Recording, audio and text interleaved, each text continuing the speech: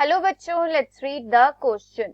The enteronephric nephridia of earthworm are mainly concerned with option A digestion, option B respiration, option C osmoregulation and option D excretion.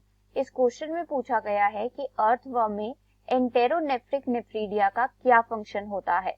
तो इस question के लिए की concept है excretory system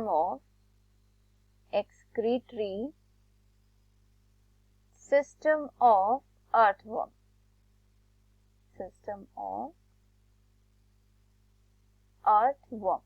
So जो earthworm का excretory system है, it consists of the microscopic coiled structures known as the nephridia. So nephridia क्या होते हैं? Nephridia are the excretory organs of the earthworm and depending upon the position of nephridia कितने types के होते हैं? 3 types के होते हैं. There are 3 types of nephridia in the earthworm. First is septal nephridia.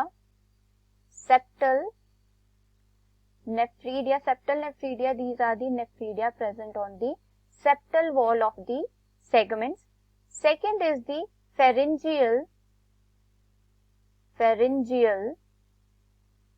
nephridia. These are the nephridia present in the pharyngeal region of the earthworm. उन्हें क्या कहा जाता है? Pharyngeal nephridia कहा जाता है. And the third type of nephridia are the integumentary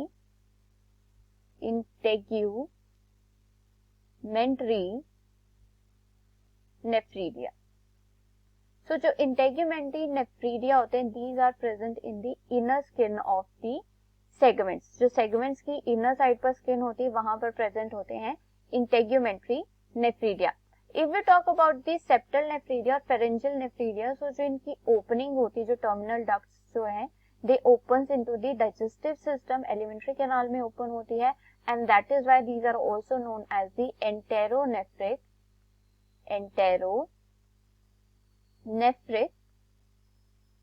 nephridia. क्या कहा जाता है इन्हें? एंटेरोनेफ्रिक नेफ्रीडिया कहा जाता है, क्योंकि इनकी जो टर्मिनल ओपनिंग्स है that opens into the digestive system और द एलिमेंट्री कैनाल. और जो इंटेगुमेंट्री नेफ्रीडिया होते हैं, इनकी terminal openings that opens into the skin में ओपन होते हैं, that is why they are also known as the ectonephric nephridia. अब जो नेफ्रीडिया है, नेफ्रीडिया का फंक्शन क्या है? It is mainly concerned with the function of excretion. So these are the mainly concerned with the function of excretion.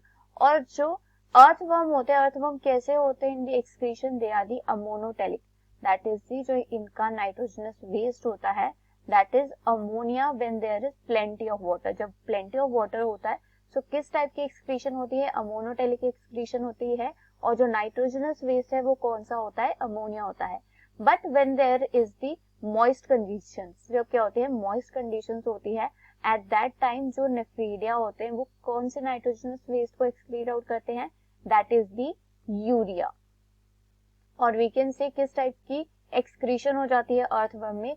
Ureotelic excretion हो जाती है. और we can say at this point जो osmoregulation है वो regulate करते हैं nephridia. Osmoregulation is also done by the nephridia. कैसे कि जब भी मॉइस्ट कंडीशन होगी, सो इंस्टेड ऑफ अमोनिया क्या एक्सक्रीटरी प्रोडक्ट होगा, एक्सक्रीट आउट होगा?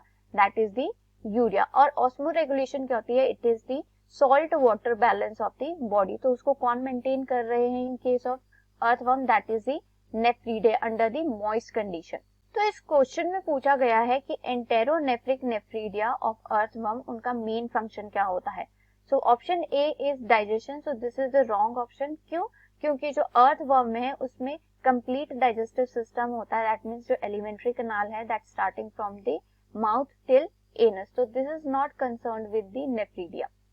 Option B respiration. So in case of earthworm जो रेस्पिरेशन होती है, it is cutaneous respiration, skin के थ्रू रेस्पिरेशन होती है. So enteronephric nephridia not concerned with respiration. तो this option is wrong. Option C osmoregulation. So yes, जो enteronephric nephridia है वो किस में हेल्प करते हैं, ऑस्मो रेगुलेशन में हेल्प करते हैं इन दी मॉइस्ट कंडीशन.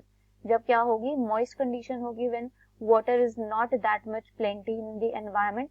सो वहां पर जो नेफ्रीडिया है वो क्या रेगुलेट करेंगे, ऑस्मो रेगुलेशन करेंगे, जिसकी वजह से वहां पे एक्सक्रीशन कैसी होगी, यूरियोटेलिक होगी. यूरिया मेन एक्सक्रीटरी प्रोडक्ट होगा. Option D excretion. सो यस, जो नेफ्रीडिया है उनका प्राइमरी फंक्शन क्या होता है, it is of excretion. In the plenty of water they excrete out the ammonia as the nitrogenous waste, and in the moist conditions they excrete out the urea as the main nitrogenous waste. So this is the primary function of the nephridia. If we talk about the osmoregulation is done in the case of moist condition, but in the normal condition जो primary function है nephridia का वो क्या है, it is of excretion.